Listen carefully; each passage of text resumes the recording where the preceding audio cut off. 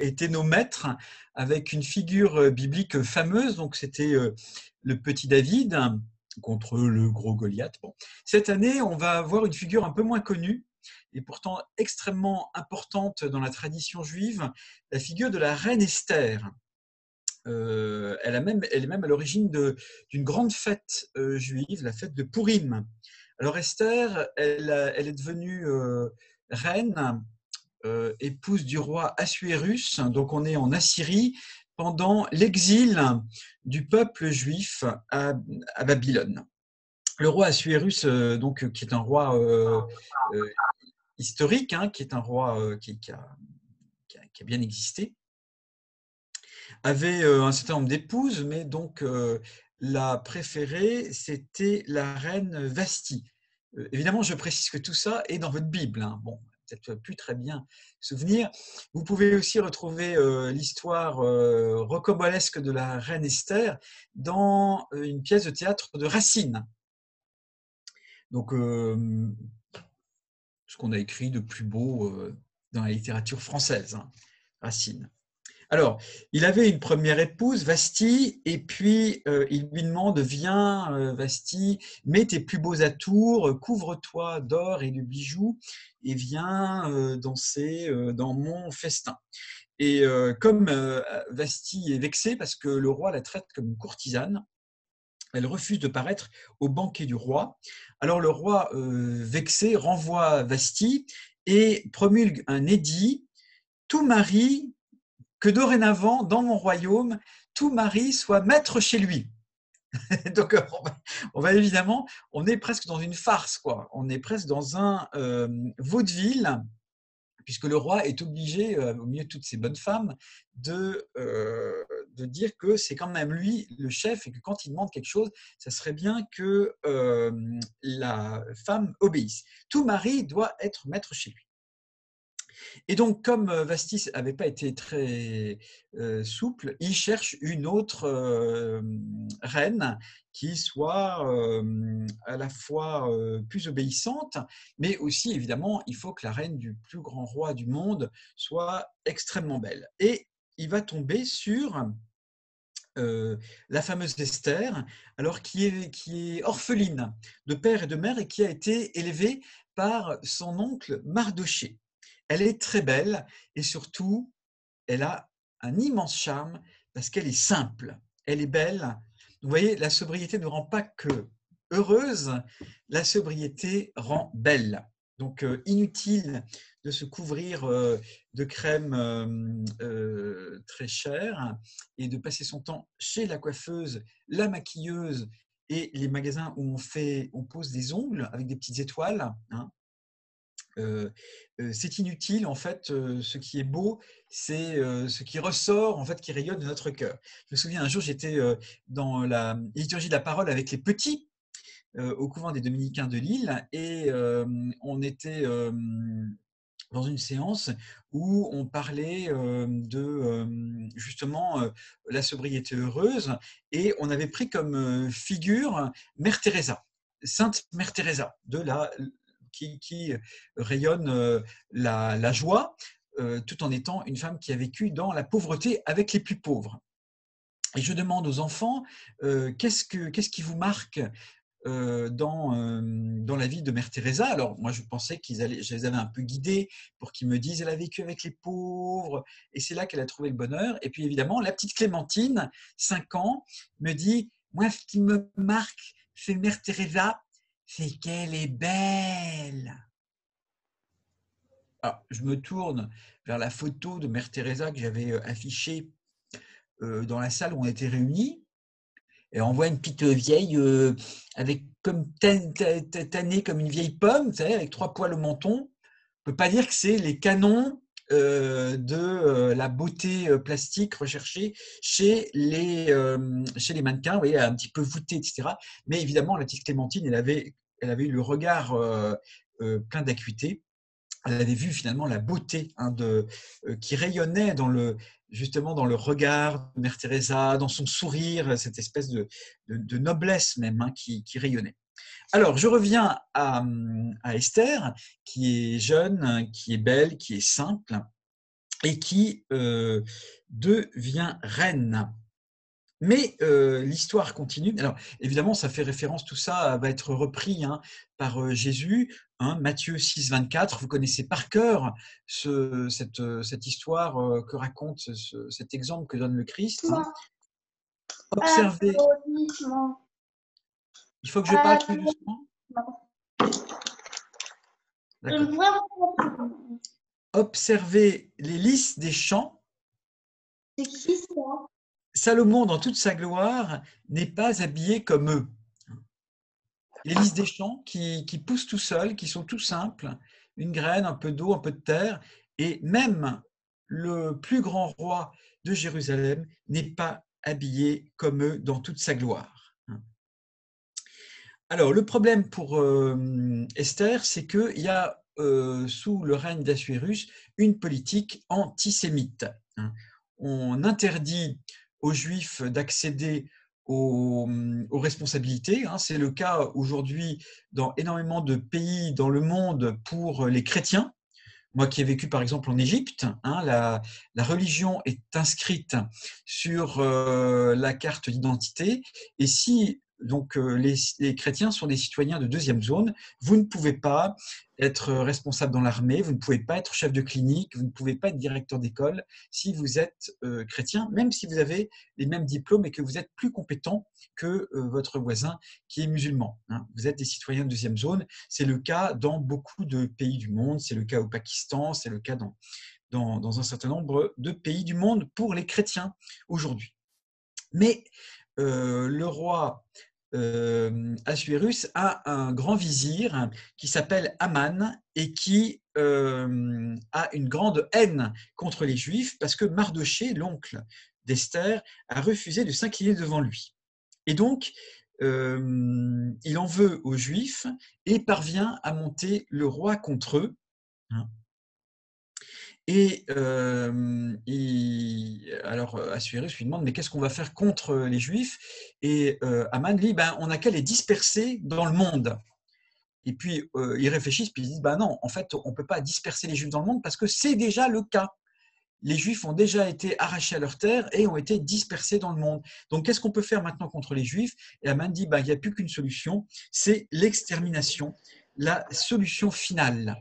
L'expression solution finale vient du livre d'Esther. Il faut se débarrasser des Juifs, comme ça, on se débarrassera du problème. Alors, je vous cite un petit peu de Racine dans sa pièce de théâtre Esther.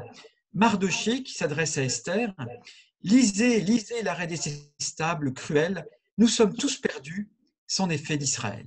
Et Esther répond, juste ciel, tout mon sang dans mes veines se glace. Et Mardochée continue, on doit de tous les Juifs exterminer la race, au sanguinaire Aman nous sommes tous livrés, les glaives, les couteaux sont déjà préparés, toute la nation à la fois est proscrite, Aman, l'impie Aman, race d'Amalécites, a par ce coup funeste armé tout son crédit, et le roi trop crédule a signé cet édit. Et donc c'est la panique, il ne s'agit plus de défendre le temple contre les voleurs, les Assyriens qui sont venus piller le temple, il s'agit carrément de défendre le peuple. C'est le peuple qui est le dépôt sacré. On s'en fiche que le roi Assuérus vole le trésor du temple, car le vrai trésor, pour Dieu, c'est le peuple. Et donc, la dernière solution qui reste, c'est que Esther, la juive, réussisse à retourner la situation. Et Esther prie le Seigneur, elle dit, je suis seule, je suis pauvre, libère-moi de la peur, mets sur mes lèvres, Seigneur, un langage charmeur. Le but, c'est de charmer le roi Assuérus, mais évidemment pas le charmer avec l'abondance du maquillage, mais de le charmer dans la vérité pour qu'il soit profondément transformé. Pas simplement le charmer parce qu'il trouve sa femme jolie, mais en fait, qui est une conversion en profondeur et donc qui ne repose pas sur l'apparence. Voilà, sobriété. Alors, elle va jeûner Alors évidemment, nous, quand on jeûne, on a des cernes sous les yeux, on a une sale gueule, parce qu'on a faim. Mais dans la Bible, le jeûne, et dans notre vie chrétienne, le jeûne, on verra ça dans le carême d'ici 2 mois, le mercredi décembre, le jeûne, c'est le chemin de la conversion qui nous fait revenir à l'essentiel et qui nous fait donc devenir heureux. Vous vous souvenez des mots du pape François dans Laudato Si au numéro 223. La sobriété est libératrice, on peut vivre intensément avec peu. Le bonheur requiert de savoir limiter certains besoins, car ces besoins, certains d'entre eux nous abrutissent et la sobriété nous rend disponibles aux multiples possibilités qu'offre la vie. Donc, le paradoxe, c'est que le jeûne, ce n'est pas avoir moins, en fait, c'est découvrir qu'on a plus. En se privant, on découvre qu'on a un trésor. Et donc, c'est ce que va faire la reine Esther. Elle va jeûner pour se préparer à la rencontre avec Assuérus. Et il y a d'autres passages de la Bible, notamment dans le livre, je Ah si. crois, de Daniel, où pareil, on est dans une situation à la même époque à peu près, hein, où les Juifs sont en exil. Non, ça marchait pas. Là, c'est bon, ça Le marche. roi, il faudrait que vous fermiez vos micros parce que vous contaminez ce que je dis. Merci. Ne mets pas ton casque. Bon, tant pis, je continue. Donc, dans le livre de Daniel, on a sélectionné les plus beaux gamins pour en faire des pages pour le roi. Et parmi ces gamins, il y a Daniel, Ananias, Misaël, Azarias, Abednego et d'autres. Et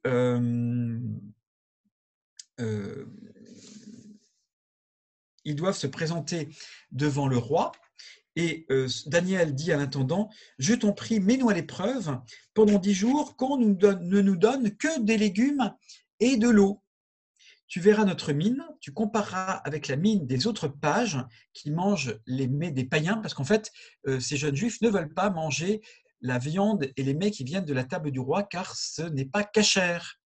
Et eux, ils disent, tu verras, si on mange juste des légumes et de l'eau, eh bien, en fait, on fait le pari, on fait un concours, dans 10 jours, tu regarderas ceux qui ont la meilleure mine. Et évidemment, au bout de 10 jours, ceux qui ont été sobres, qui ont mangé que des légumes et de l'eau, ils sont des pages les plus beaux. Et c'est comme ça que Daniel devient le préféré du roi et va devenir son conseiller. Voilà, donc c'est ce que fait la belle Esther, elle jeûne pour paraître encore plus belle. Et elle va se présenter au roi dans la sobriété vestimentaire, juste parée de sa beauté et de sa simplicité. Lui, Assuérus, on nous dit qu'il est tout rutilant d'or et de pierreries sur son trône en or, et tout d'un coup, paraît Esther dans la simplicité radieuse de sa beauté. Alors le roi est bouleversé par la beauté d'Esther et il lui dit cette phrase qui est très importante, « Dis-moi ce que tu désires, serait-ce la moitié de mon royaume et je te le donnerai. » Alors, est-ce que cette phrase vous rappelle quelque chose dans l'Évangile? Un roi, il voit une très belle jeune femme, J'écoute ça. il dit, « Dis-moi ce que tu désires, serait-ce la moitié de mon royaume et je te le donnerai. » Eh bien, peut-être celles qui sont perspicaces ont reconnu la phrase que dit Hérode Antipas, donc le petit Hérode, à la fille de sa femme, qui est en fait sa nièce, puisqu'il s'est marié avec la femme de son fils Philippe, pendant le fameux banquet où la Minette s'est mise à danser et les convives un peu libidineux ont trouvé que la petite Minette, elle était tout à fait à leur goût. Et il dit à la Minette, « Demande-moi ce que tu veux, ne serait-ce que la moitié de mon royaume, et je te le donnerai. » C'est en Marc 6, 23. Et donc, évidemment, l'évangéliste Marc suggère une comparaison entre Assuérus et Esther d'un côté, et puis de l'autre, le petit roi, le roitelet Antipas, qui est une nullité absolue, et puis le complot de celles qui veulent la tête de Jean-Baptiste et qui vont donc obtenir la tête de Jean-Baptiste. Et donc, que demande Esther? Esther, elle demande que le plus grand serviteur du royaume soit honoré. Alors, le roi Assuérus demande à Aman, son vizir, qui est le plus grand serviteur du royaume. Et Aman, évidemment, se dit, donc il faut que tu me le trouves, et je l'honorerai comme jamais aucun n'a été honoré en Assyrie. Et donc Aman pense, et c'est là qu'il y a un petit côté vaudeville qui continue, un petit côté sketch, quoi, un petit côté pièce de théâtre, et c'est pour ça évidemment que Racine s'emparait de cette histoire. Aman pense que c'est de lui qu'il s'agit. Et donc, il est tout fier, il va se présenter au roi, mais pendant la nuit, la reine Esther lui a relu des textes du début de son règne, Assuérus, et il se trouve que Mardochée, donc l'oncle de Esther, avait dévoilé un complot contre Assuérus et lui avait permis d'accéder au trône. Et donc, en fait, le roi reconnaît que Mardochée, l'oncle d'Esther, est le plus grand serviteur du roi. Alors, Aman se présente au banquet où il croit qu'il va être honoré. Et en fait, à ce moment-là, Esther dénonce Aman en lui disant tu voulais perdre des gens qui payent bien l'impôt. Parce que les Juifs, vous voyez, c'est ceux qui ont l'argent. Hein, c'est le fantasme que les Juifs sont riches. Et donc, si tu tues tous les Juifs, bah, tu auras moins d'argent, hein, Aman. Donc, il ne faut pas réduire à mort les Juifs. Et pendant que le roi sort dans le jardin pour calmer sa fureur contre Aman, quand il revient, il voit Aman à côté d'Esther sur le divan, et évanoui, et il croit que Aman était en train de compter fleurette à la femme du roi. Et donc là, le roi entre en fureur, il a voulu abuser de la reine, qu'on le pende à la potence qu'il réservait aux Juifs. Et donc, retournement de situation, les méchants sont punis et les Juifs sont honorés. Voilà l'histoire de la reine Esther que je vous invite à relire. Ce sont juste quelques petits chapitres dans votre Bible. Et donc, le retournement est en faveur des opprimés qui sont honorés grâce à la sobriété rayonnante de la reine Esther qui a changé le cœur du roi. Et donc, c'est comme ça qu'est née la fête de Purim, je vous l'ai dit. On tirait au sort le mois où toute la nation juive devait mourir, et c'est le jour en fait où elle n'est pas morte, mais au contraire, où elle a été honorée. Et cette fête de Purim, évidemment, pour les chrétiens, dit aussi quelque chose du mystère le plus profond de notre foi. C'est au moment où on tue Jésus sur la croix, au moment où le diable croit qu'il a remporté la victoire, puisque d'abord, le Fils de Dieu meurt, donc évidemment, le diable est ravi, mais en plus, comme c'est les hommes qui mettent à mort le Fils de Dieu, il se dit l'alliance entre Dieu et les hommes est définitivement abrogée. Jamais Dieu ne pardonnera aux hommes d'avoir tué son Fils, et c'est précisément au moment où le diable croit qu'il a remporté la victoire définitive qu'en fait, il est définitivement vaincu par la mort du Christ et par sa résurrection qui nous donne la vie divine. Voilà, donc Dieu peut faire des merveilles, mais il préfère les faire par notre intermédiaire quand nous savons être vrais. Quand nous savons être vrais, ne pas nous couvrir avec des atours de pierreries, des shampoings qui font repousser les cheveux, mais en étant nous-mêmes. Vous voyez, moi par exemple, je n'ai pas mis de perruque pour venir devant vous. Je suis venu comme je suis, un peu comme Gollum, mais ça fait rien. Je suis comme je suis, et dans cette simplicité, cette sobriété, eh bien, c'est elle qui peut changer le monde, comme la reine Esther a changé le cœur du roi Assuérus. Donc, si vous ne savez pas quoi lire ce week-end, quand vous avez 5 minutes, relisez le magnifique livre de la reine Esther, la reine qui a rendu heureux son peuple par sa sobriété.